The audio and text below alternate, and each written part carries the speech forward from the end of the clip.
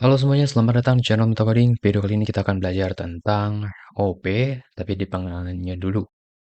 Jadi apa itu OP di C++? Jadi sebenarnya OOP-nya itu sendiri dia adalah Object Oriented Programming, merupakan sebuah paradigma bahasa pemrograman.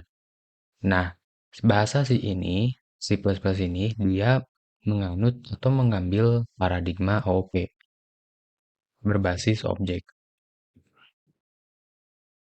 Kemudian ada juga yang disebut dengan procedural programming. Jadi ada paradigma procedural programming. Kalau kalau procedural programming itu adalah tentang menulis sebuah prosedur atau function yang menampilkan sebuah operasi ke dalam data. Sedangkan untuk object oriented programming itu tentang membuat sebuah objek yang mengandung data dan function. Jadi keduanya. Kalau yang di prosedur itu lebih ke datanya. Tapi kalau OP yang membuat objek yang mengandung data dan function. Kemudian kalau object oriented programming ini dipisahkan untuk beberapa hal yang dia posisinya mungkin ada di atas procedural programming atau ada hal yang lebih baik dibanding procedural programming. Yang pertama, OP ini lebih cepat dan mudah untuk dijalankan. Kemudian OP ini provide a clear structure for the program. Jadi menyediakan struktur yang clear, yang bersih, yang jelas pada program. Kemudian OOP ini membantu kita untuk C++-nya itu dry, don't repeat yourself. Jadi menggunakan kode yang prinsip dry gitu. Don't repeat yourself itu maksudnya jadi kita membuat sebuah kode yang tidak melakukan sebuah kayak duplikat. Di mana duplikat ini tidak berguna gitu. Sehingga membuat kode lebih mudah untuk di-maintenance dan dimodifikasi serta di-debug. OOP ini membuat atau memungkinkan bahwa untuk membuat aplikasi yang full reusable.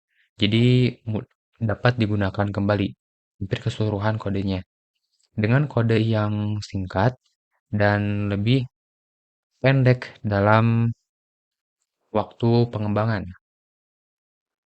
Jadi kalau kita membuat aplikasi menggunakan C++, jadi kodenya itu bisa kita gunakan kembali karena dia berbasis objek. Jadi objeknya itu bisa banyak tapi dia memiliki kerangka yang sama gitu. Jadi kerangkanya kita bisa buat ulang-ulang terus. Sehingga membuat kode lebih sedikit atau lebih singkat dan lebih menghemat waktu pengembangan. Sebagai tipsnya untuk dry atau prinsip dry ini, don't repeat yourself bahwa tentang reducing the repetition of code. Jadi tentang dia mengulangi kode-kode yang sebetulnya dia sama, dari lebih baik daripada membuat kode yang sama, lebih baik dia menggunakan fungsi atau dibikin objek, terus kita panggil gitu. Jadi lebih singkat dan lebih efisien untuk kodenya, reusable juga, mudah digunakan kembali. You should extract out the code that are common for the application. Jadi kita seharusnya itu mengekstrak kode ini uh, yang biasanya untuk aplikasi and place them at a single place and reuse them instead of repeating it. Jadi seharusnya kita mengekstrak kode yang sering digunakan dan menempatkannya ke dalam sebuah single place, sebuah kerangka yang satu, dan digunakan kembali daripada mengulanginya. Misalkan kalau teman-teman punya perintah untuk nge out sesuatu, dia dibungkus menggunakan fungsi, terus fungsinya kita bikin beberapa, daripada bikin beberapa, udah kita simpan aja si fungsi ini di suatu kerangka, nah nanti tinggal kita bikin turunan kerangkanya. Jadi kita nggak perlu lagi bikin deklarasi fungsi untuk menampilkan sesuatunya. Cukup bikin turunan kerangka satu, turunan kerangka dua, dan dipanggil otomatis fungsi tersebut akan dieksekusi untuk beberapa objeknya atau beberapa turunan sekaligus.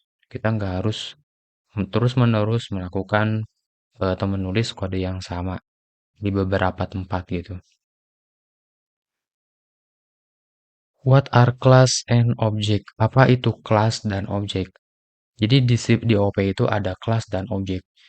Kelas dan objek ini adalah dua aspek yang penting dalam object oriented programming.